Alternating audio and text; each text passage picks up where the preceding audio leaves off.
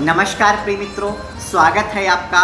मैं आचार्य अनूप त्रिपाठी और आप देख रहे हैं ज्योतिष एवं वैदिक ज्ञान। मित्रों, आज आपके सामने एक अत्यंत महत्वपूर्ण विषय पर चर्चा करने वाले हैं और ये चर्चा है ज्योतिष से संबंधित और ज्योतिष में भी मुहूर्त से संबंधित। और मुहूर्त की बात करते ही हमारे मन मस्तिष्क में 5 चीज़ों का विशेष ही छायांकित हो जाता है। पहला तिथि, वार, नक्षत्र, योग और करण। और वास्तव में ये पांचों मिलकर ही किसी भी कार्य के लिए कोई शुभ या अशुभ समय तैयार करते हैं और उसी का नाम मुहूर्त है।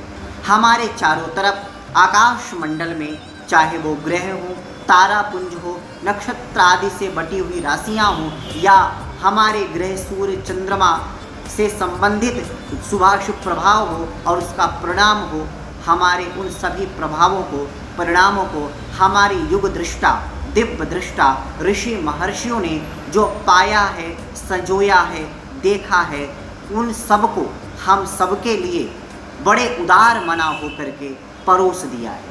और हम सभी इतने पागल निकले कि उसको पढ़ भी ना सके, हम उसको जान भी ना सके और ये ज्योतिष शास्त्र सबसे ज़्यादा उपेक्षित हो गया क्योंकि अज्ञानता का शिकार हो गया। तो मित्रों, हम सबका ये उत्तरदायित्व है कि हम सब जो सभी शास्त्रों की दृष्टि है, जो सभी शास्त्रों में प्रमाण की बात करता है, सूर्य चंद्र यस्य साक्षिणौ, जिसके सूर्य चंद्र साक्षी हैं, ऐसे जो दिव्य शास्त्र है, पुराण है, ग्रंथ है, वो है ज्योतिष शास्त्र, जो सभी शास्त्रों की दृष्टि माना गया है, चक्षु माना गया है। तो मित्रों, हम सबका ये उत्तरदायित्व है कि सनई सनई भले ही छोटे छोटे पग रखते हुए, लेकिन हम सबको भी एकत्रित होकर के ज्योतिष शास्त्र से संबंधित जानकारी रखना ही चाहिए, तभी हम अनेक प्रकार के भ्रमों से बचे रहेंगे।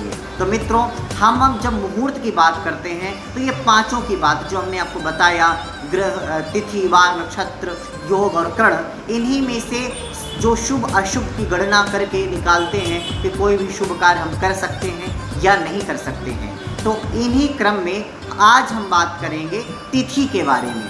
तो ऐसी आपको तिथि बताएंगे जो अशुभ तिथियां हैं, मतलब कोई भी शुभ कार्य आप उन तिथियों में नहीं कर सकते हैं। और ये जो जानकारी हम आपको बता रहे हैं, ये बिल्कुल भी भ्रम सिद्ध नहीं है और ना ही किसी से सुनी सुनाई है, ये निश्चित ही शास्त्रीय है और जो प्रामाणिक शास्त्र हैं उनसे ली गई हैं। तो आज हम आपको बता रहे हैं गल ग्रह तिथि के बारे में।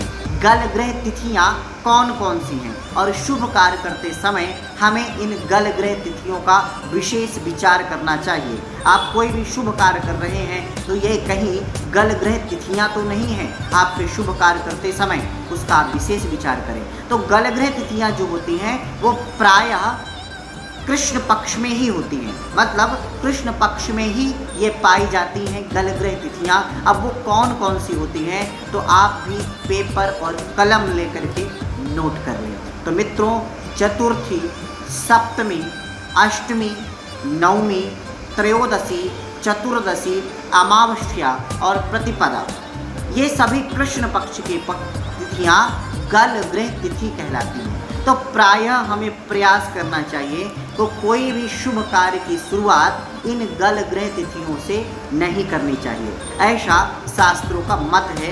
अगर हम किसी भी प्रकार से शुभ मुहूर्त की तलाश में हैं तब, लेकिन इसका भी कई बहुत प्रकार से इसका परिहार भी है। और परिहार ऐसा है कि अगर उस तिथि में लग्न शुभ हो, लग्न मजबूत हो, केंद्र में, त्रिकोण में या आपके किसी भी उपचय स्थान पे शुभ ग्रह, बलवान ग्रह हो तो उसका परिहार भी हो जाता है। लेकिन प्रायः आप अपनी दृष्टि से, विचार से इन गल ग्रह तिथियों के बारे में जरूर जानकारी लें। इसके बाद आप समझें और आप किस समय कौन सा कार्य कर रहे हैं ये भी समझें, तब किसी भी कार्य को करने का निर्णय लें। तो मित्रों, आज हमने आपको बताया गल ग्रह तिथियों के बारे में। आगे फिर उपस्थित होंगे आपके सामने एक नई जानकारी के साथ।